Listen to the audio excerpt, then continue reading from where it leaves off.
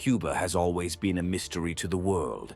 On the one hand, charming streets, classic cars from the 50s, music pulsing around every corner, and a welcoming people.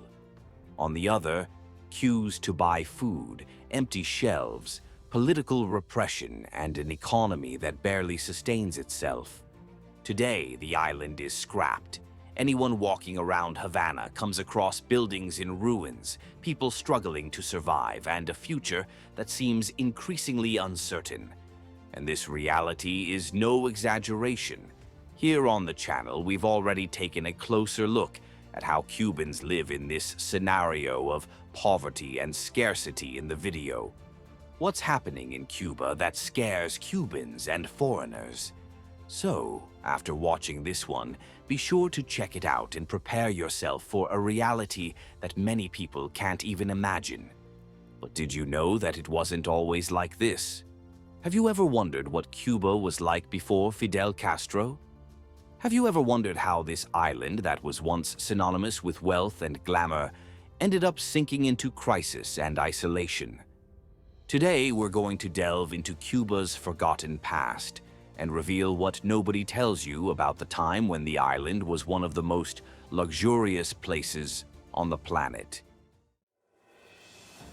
Cuba is the largest island in the Caribbean, with around 110,000 square kilometers, and a location that has always aroused interest. After all, it is only 150 kilometers from Florida, which has made it a strategic and coveted point throughout history. But it's not just the geographical position that attracts attention. The country is surrounded by the Atlantic Ocean to the north and the Caribbean Sea to the south, and has fertile soil and a tropical climate that have always favored the production of tobacco and sugarcane. This has filled the pockets of many people and ensured a constant flow of wealth for years, especially in Havana's luxurious casinos and hotels. Today, when people talk about Cuba, the most common image is that of a country stuck in time, with decaying streets and an economy in fits and starts. But what few people know is that, before 1959, Havana was synonymous with luxury, sophistication, and endless nights of glamour. The question that remains is, how did a place that once shone so brightly fall into crisis and isolation? The answer lies in its history, and that's exactly what we're going to uncover now. To understand what Cuba was like before Fidel arrived, it's worth taking a step back in time. It all began in 1492 with the arrival of Christopher Columbus. The island soon became a strategic point for Spanish expeditions and the trade of wealth with Europe. But, as in so many other parts of the Americas, this discovery was accompanied by devastation. The indigenous population was decimated by diseases brought by the Europeans and by extreme exploitation. Over the centuries, Cuba found its economic strength in sugar and tobacco, two products that made the island prosper and attracted investment. But this wealth came at a brutal cost. Thousands of enslaved Africans were forcibly brought to work on the plantations, creating a society marked by inequalities. On the one hand, Cuban aristocrats enriched themselves with exports. On the other, indigenous people and slaves survived in inhumane conditions. At the end of the 19th century, the desire for independence grew, and figures such as José Martí led the fight against Spanish rule. Martí became an icon of the resistance and even died in combat in 1895. But independence only came in 1898, and with one detail, it was won with the help of the United States. Cuba officially and theoretically became a republic in 1902, but that independence came with a huge asterisk, and let's face it, it wasn't real independence. The United States retained the right to intervene in the island's affairs whenever they felt it necessary, ensuring that their interests there were never threatened. In other words, they left the Spanish clutches to fall into US clutches. And of course, it didn't take long for Yankee money to start shaping the Cuban economy. U.S. companies came to dominate strategic sectors, especially sugar and tourism, and Havana became one of the most coveted destinations in the world. And that was great, at least for some. If there's one thing that stands out about pre-revolution Cuba, it's Havana's glamour. In the 50s, the capital was experiencing an impressive tourist boom. Luxurious casinos, giant hotels, mansions, and cars parading down the avenues were a common sight. Wealthy tourists from the United States and even Hollywood stars filled the clubs, attracted by an exotic destination close to home and, above all, without the restrictions that existed in some North American cities, where gambling and drinking were prohibited at certain times. And Havana knew how to welcome this crowd. Ultra-modern hotels, high-end restaurants, nightclubs that have gone down in history, and casinos where the roulette wheels spin non-stop. All this on the shores of a turquoise sea that would leave anyone open-mouthed. The nickname Las Vegas of the Caribbean didn't come about for nothing. There were so many casinos that the American mafia ended up settling there and making a fortune. Gangsters like Meyer Lansky became influential figures behind the scenes on the island, nurturing close relations with the Cuban government. And speaking of the mafia, here on the channel we've already told a story involving none other than John Kennedy and Frank Sinatra, showing the dark and little publicized side of Las Vegas. So, if you want to know more about how organized crime influenced not only Cuba, but also the backstage of the United States, don't miss this video. The dark side of Las Vegas, the world's siniest city. But back to Cuba. The Vedado neighborhood, for example, was a true symbol of that golden age.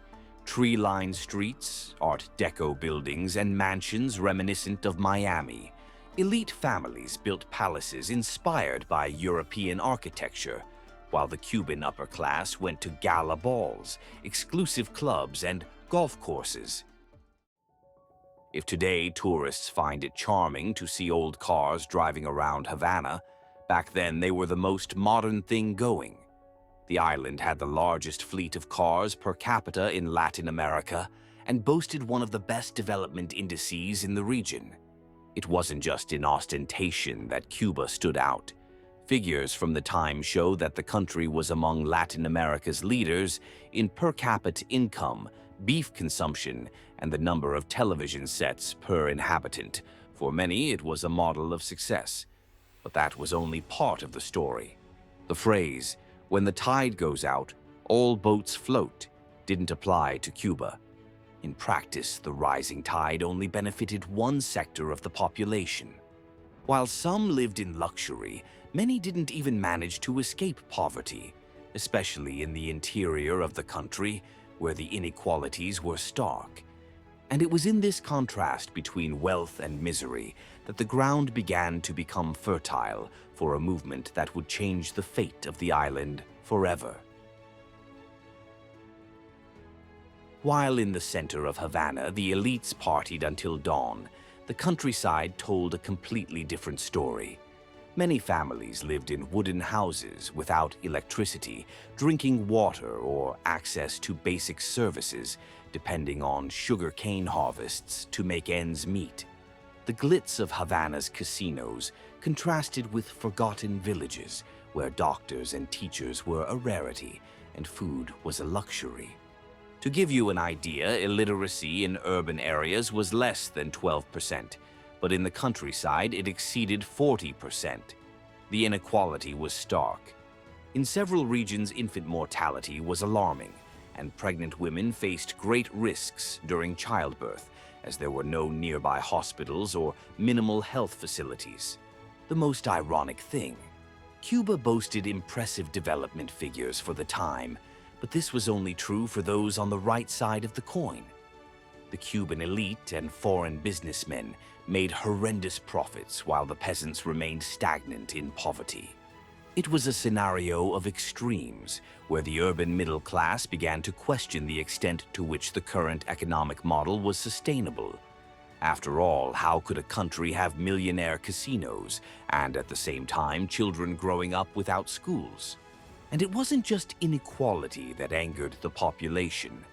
Political corruption was at surreal levels. The government was a real bargaining counter for those with money and influence. Politicians, businessmen, and mafiosi shared the profits from casinos and tourist resorts, while the people watched helplessly as the powerful went on a spree. The result? A climate of growing dissatisfaction that would sooner or later explode.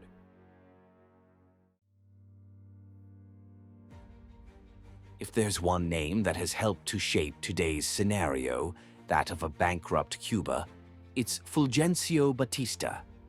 Batista ruled Cuba democratically in the 40s, but in 1952 he carried out a coup d'etat, canceling elections that could have renewed the country's politics.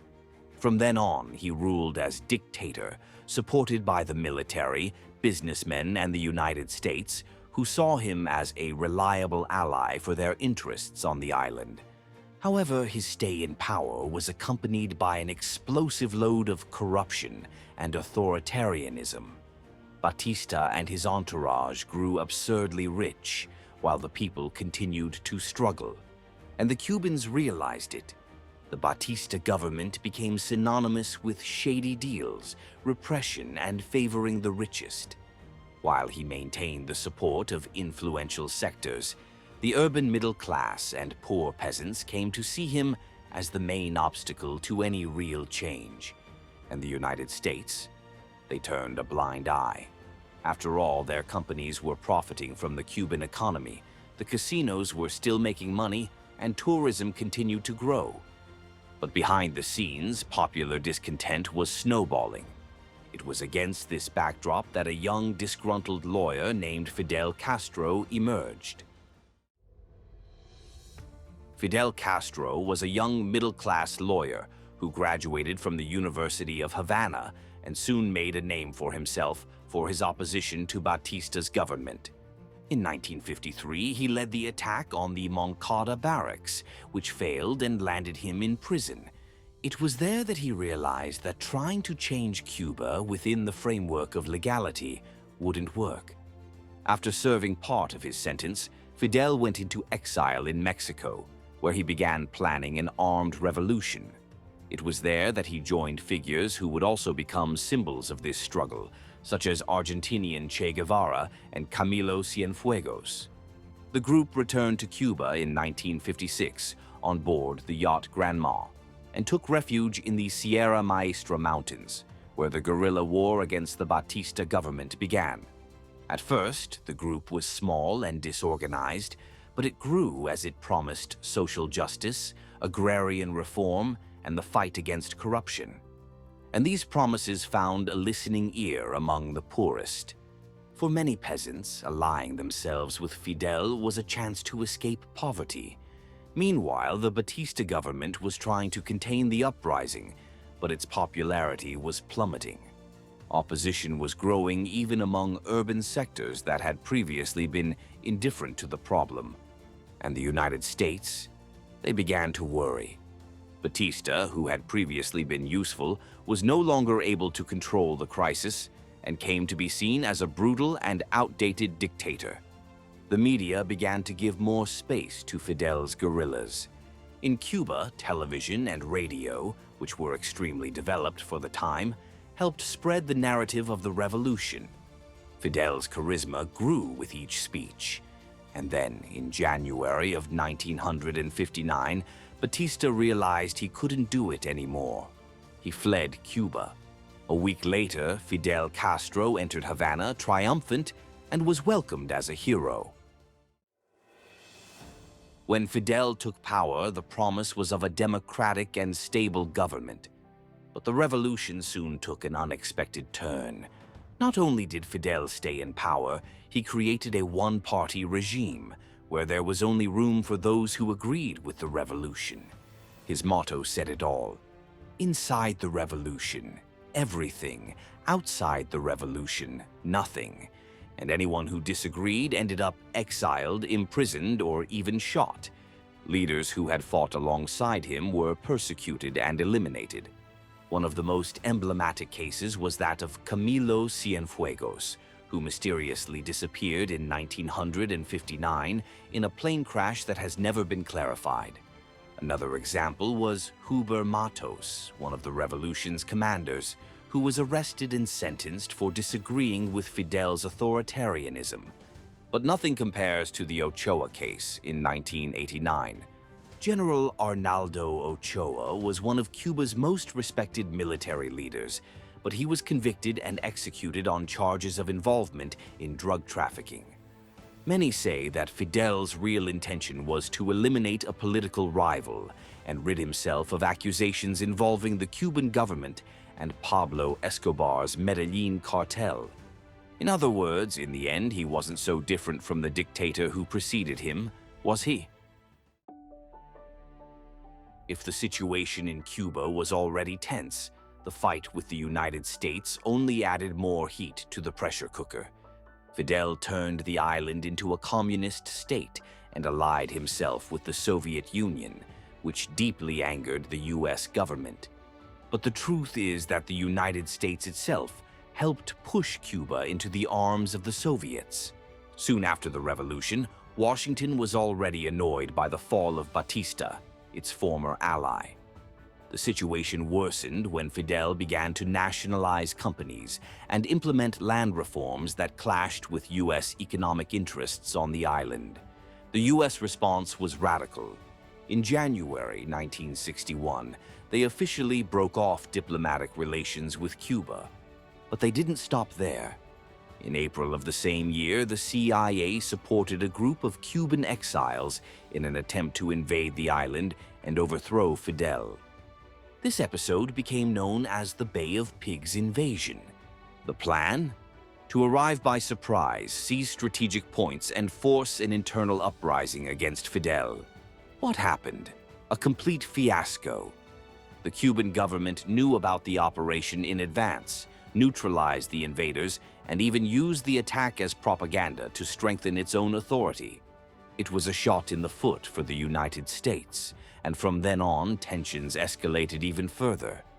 Then came the missile crisis in 1962, when the Soviets tried to install nuclear weapons in Cuba, practically on the doorstep of the United States. The world held its breath, but in the end, a secret agreement between Washington and Moscow avoided the worst. Even so, the United States imposed an economic embargo that lasts to this day. From then on, Cuba was isolated from the West and became entirely dependent on the Soviet Union for survival. Meanwhile, the CIA didn't give up on Fidel. There were hundreds of assassination attempts, ranging from poisoning to exploding cigars. None of them worked. Not only did Fidel survive them all, but he used these attempts to reinforce his discourse of resistance against imperialism. But there was a serious problem. The entire Cuban economy was anchored to Soviet aid. And then came the final blow. In 1991, the Soviet Union collapsed. Without its main trading partner and without financial support, Cuba entered the so-called Special Period, one of the worst crises in the country's history. Food became scarce, oil practically disappeared, blackouts became routine, and the population faced years of extreme hardship. Fidel survived this critical phase, but Cuba was never the same again. Decades later, when it comes to Cuba before Fidel, the truth is that there is no single version of the facts. And in the end, both sides have their share of truth. If you ask a Cuban exile who lived his youth in Havana, he can describe a world of glamour and sophistication. Crowded casinos, American cars parading along the waterfront, top shows at the Tropicana, and that feeling of personal freedom.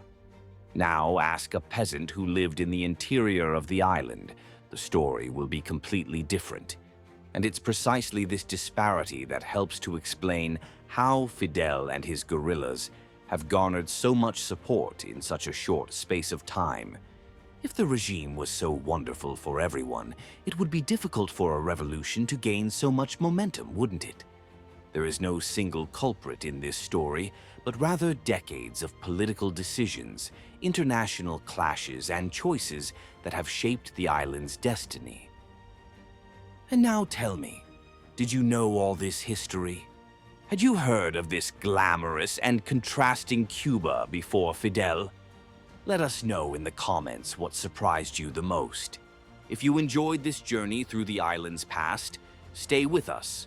Subscribe to Bello Mundo, turn on notifications, and follow our next explorations of fascinating destinations and impressive realities. Thanks for your company, and see you on your next adventure.